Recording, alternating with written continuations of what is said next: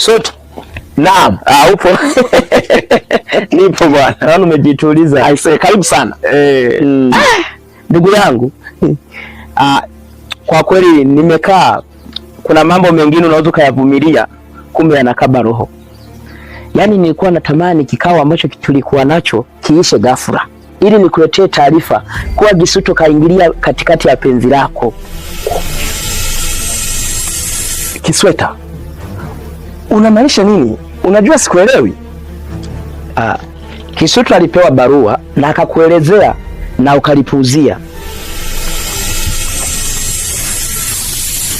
Ni kweli nilimpuuza. Kutokana na tabia zake za ombea, mimi nilihisi kuwa anatania, lakini kadri mazungumzo yalivyokuwa yakiendelea nikamwona kabisa kuna kitu anamaanisha. Na hata hivyo hakunieleza mlengwa ni nani.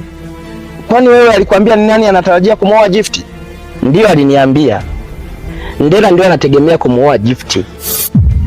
Sasa ndugu yangu, inatakiwa kuwa makini. Jambo akiliingilia Gisuto hajawahi kufeli hata siku moja.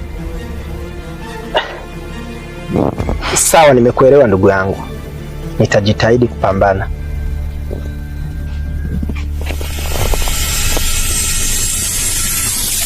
Sote. Naam. Na huyu ni nani? Huyu ni mgeni wangu. Niko naye hapa kwa siku kadhaa. Lakini uongozi unalitambua hili? Ndio, Sote alinipeleka kwa mwenyekiti na taarifa zangu zipo huko. Naitwa King Deer. Nimefurahi kukufahamu. Mimi naitwa Kisweta. Nashukuru sawa, kiongozi mkubwa. Sote. Naam. Hata hivyo tulikuwa tumejadili swala la kusafisha visima. Ningependa kesho huyu kijana uambatane naye. Kijana? Vijana kama nyie ndio tunawataka, maana una nguvu. Maana ikiwezekana tukusanyie hata wengine ili mambo yaende vizuri. Sawa, mimi nimekuelewa ndugu yangu. Kesho lazima nije naye. Okay.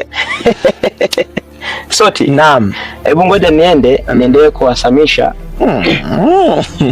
Kuwasamisha, kuhamasisha. Unajua niliamka asubuhi bana, nilikuwa sijara hata viazi.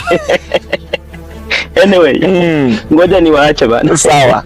Lakini nashukuru sana kwa kunifikishia hizi taarifa. Kwa hiyo uwe na mchana mwema. Haina shida. Hello. Sote, unajiuliza nini?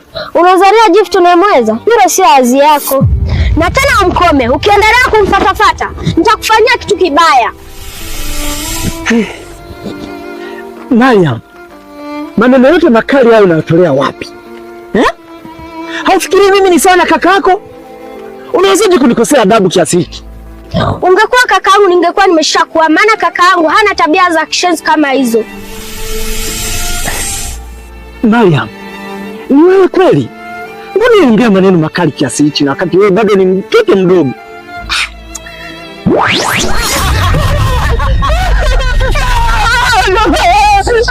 Tazame, kazi kulialia tu kwenye mvua. Pumbavu mkubwa na mwaka utakukomesha.